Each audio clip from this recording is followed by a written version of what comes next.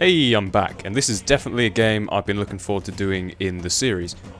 I'm aware that it's not retro, but I kind of felt like it anyway.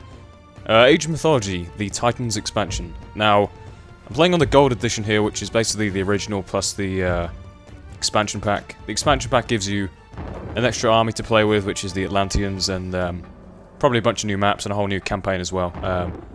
You know, this is definitely a game I recommend picking up. It's very old, so, well, not very old, but old enough that you can get it for like spare change behind the sofa. I recommend doing it because it is just probably one of the best games I've ever played on PC. And you know me as a console gamer really, and that's mainly what I do, but there are certain games that I will always play on PC, like strategy games or simulation games. Occasionally RPGs like Oblivion are pretty good. Anyways, here's just a random map game. I'm playing as Isis, the Egyptian god. This will probably be quite an intense and fast commentary because there's a lot to say about the game, and I'm going to keep it short to like 9 minutes or something, even though YouTube now apparently has a 15-minute time limit. But anyways, the way the game works is you choose a major god to start with. Well, actually, you choose your civilization or country. I chose the Egyptians. There's also Greeks, Norse, and Atlanteans. Atlanteans comes with the expansion.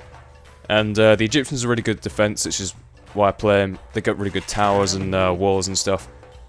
And so you choose a major god. There's 3 major gods for each civilization.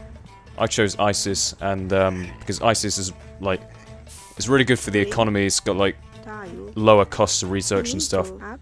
But they each have their own bonuses. For example, Ra, another Egyptian god, can use the priests to empower stuff, which basically means like better buildings or faster gathering and stuff. But from choosing your major god, you also get a path of minor gods, and you know, they're very similar between, like, the same civilization, but they differ slightly depending on which major god you choose. And, Isis, I don't think gets a great choice of major gods, no, minor gods, but, you know, I think it's worth it, and, I think here I go for, Bast, or Bast something, which basically lets you get the Sphinxes, which are really good at taking down buildings. But each minor god has their own researches, and, they benefit different units in different ways.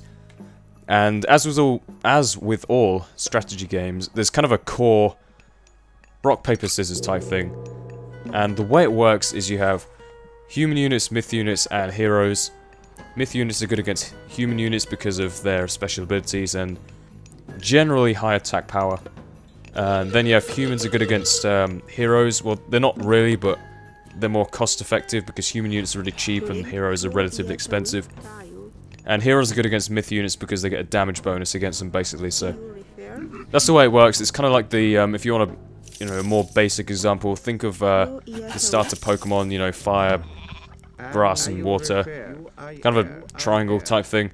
Anyway, that's the way it works, and that's the basis of the combat system in the game. You also get the economic units like the villagers, the gatherers, and all that kind of stuff. I think in this particular game I was going for a kind of rush. I had some spearmen, some slingers, and a couple of priests and some sphinxes. Basically going for a rush on their base there before they got too high up the tech tree. I think they were in the 3rd age and I was only in the 2nd age, but luckily I was not on Titan difficulty, so not a problem. But that's basically the rock, paper, scissors type thing that goes on throughout the game, and you know, it's actually a pretty simple design, but there's so much variation in the units and the way like the myth units work and stuff. It's pretty complex and takes a while to get used to. I'm playing on moderate difficulty here because I'm not very good, and I think I beat Titan difficulty once, but I was kind of getting into it. I hadn't played this game in about a year, so I want to keep it easy. And one thing that definitely appeals to me about this game is the way they've integrated the mythology of all these kind of civilizations into the game. You actually use them, so like with the myth units. And if you see on the top there, you got god powers. Each minor god gives you a different god power. They range from Isis's god power, which is prosperity, basically faster gold mining. And then you get some pretty extreme ones towards the ends, like earthquake and implode and tornado. Pretty, god powers are a big mechanic in the game. They can really change the game for you, you know, pull out a victory and stuff. I've never played competitively. I mean, I've tried a couple of games online. I lost all of them, probably. But yeah, god powers are really interesting, and I've always been kind of a person who really doesn't like history. Like, Words cannot fathom the depth to which I don't give a shit about Henry VIII and his 6 wives. But when it comes to ancient stuff like this, the Romans, the Greeks, not that the Romans are in this, but I'm actually really interested, and I don't really know why, because it doesn't really have much to do with modern day society, but I am just interested, and honestly I probably learnt more history from this than I did at school. And my teacher was a bitch, so there. So in this particular random map here, I was going for a rushing strategy. Okay, so it took me a long time to actually get up to the second age, but I was mainly focused on building up a villager workforce, a gatherer workforce, whatever. Labourers, they're called labourers. And yeah, so I put a load on food and gold. Gold is a very important resource for the Egyptians, because buildings, I don't know if there's any buildings that cost wood or not, but I think mostly buildings cost gold, or a lot of them are actually free, like the houses and the granaries and stuff, they're free. And but the way I was working was I was putting a temple in the barracks pretty near to their base, kind of away from my main economic area. And I was putting spearmen and sphinxes on loop towards the end because I knew I had a good hold on their base. I destroyed the towers and, you know, their temple.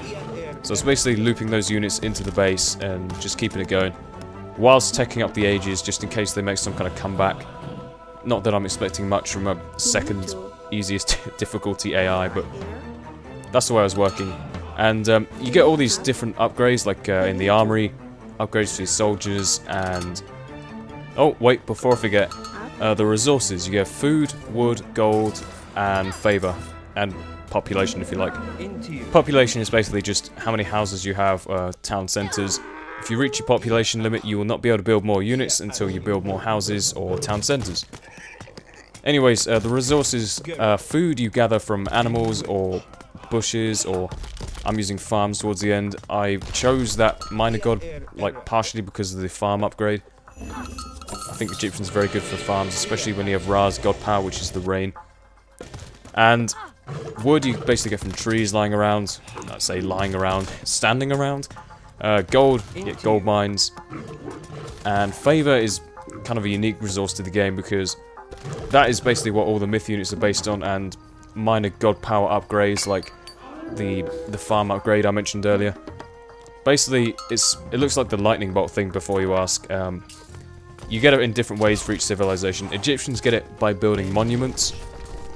Monuments just kind of stand there and gather favour by themselves over time. More monuments you have, the faster it gathers.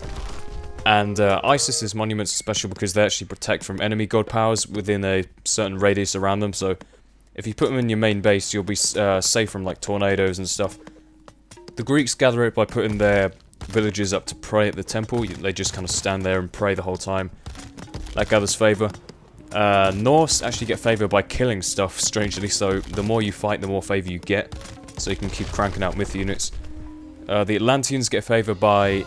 I think they actually get it from town centres, so the more town centres you have, or settlements captured, the more you actually gather favour over time, so it's all about map control for them, really. Anyways, we are approaching the end of the video here, guys. I think I destroyed this dock at the end, I find. And here's the post-game screen, just all the stats and stuff. Hope you enjoyed. I really like doing this series because I actually have more to talk about, and it's more enjoyable for me to make. So give me a thumbs up if you liked it.